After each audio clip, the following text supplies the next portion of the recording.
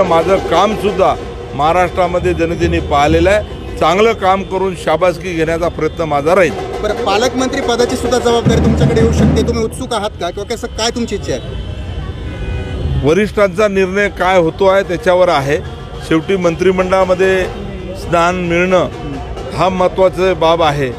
मंत्रिमंडळामध्ये आल्यानंतर आता पालकमंत्री म्हणून कोणत्या जिल्ह्याची कोणाला जबाबदारी द्यायची हा विषय वरिष्ठांचा आहे आणि माझ्या माहितीनुसार वरिष्ठ हा निर्णय योग्य घेतील।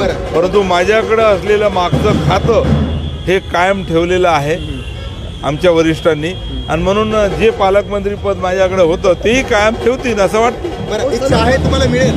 नाही, आता मला वाटतं खातंच त्यांनी कायम ठेवलेलं आहे, तर मी जिथं पालकमंत्री होतो तिथं मला कायम ठेवतील। 5 वेळा निवडून आला, चढता आले, काही समाज पाठीमागे आहे, विरोधक कोणाचे विरोध करतात? नाही, विरोधक म्हणजे आता विरोधक तर असतंच ना, लोकशाहीमध्ये सर्व 100% पाठिंबा मला मिळणार असं तर होऊ शकत नाही आणि विरोध हा अनेक वर्षापासून अनेक जुना इतिहास जरी पाहिला, प्रभू रामचंद्राला सुद्धा विरोध होता, त्यांच्याबद्दल बोलणारे लोक होते। म्हणून विरोधाकडे न पाहता मी कसं चांगलं काम करेन, विरोधकांनी काही चांगल्या गोष्टीसाठी विरोध केला तर त्याच्यामधून अनेक गोष्टी शिकता येतात आणि म्हणून खरं तर चांगल्या गोष्टी स्वीकारून मी पुढे चालणारा काम करणारा कार्यकर्ता आहे। जलसंधारण खातं भेटलं, काय आता करणार?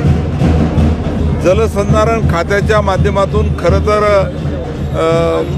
दुष्काळग्रस्त जो महाराष्ट्र दुष्काळ मुक्त करण्यासाठी अनेक गोष्टी मला करता येईल आणि आज आपण पाहतो की मोठे प्रकल्प जे राज्यामध्ये आहे ते तर आहेच, परंतु लघु प्रकल्पाच्या माध्यमातून या ठिकाणी चांगलं काम करता येते आणि त्याची गरजसुद्धा आहे आणि म्हणूनच जलसंधारणाच्या गोष्टीसाठी आज केंद्र सरकारसुद्धा कालच देशाचे लोकप्रिय प्रधानमंत्री बाजूच्याच राज्याला आले होते, मध्य प्रदेशाला।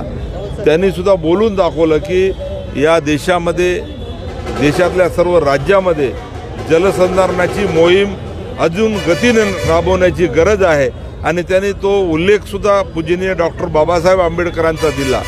आजच्या सर्व वृत्तपत्रामध्ये आणि अनेक वाहिनीमध्ये आपण ऐकलं असेल।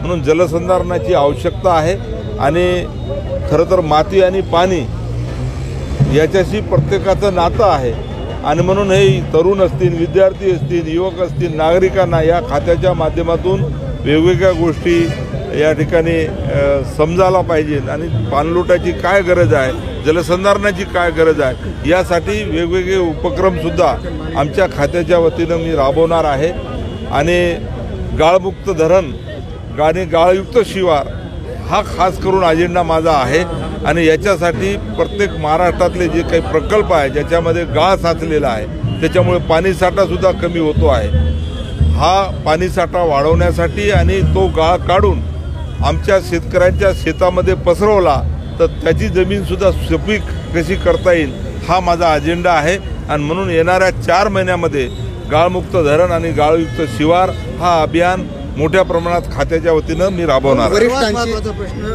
बंजारा समाजाचे तांडे अजूनही तांडे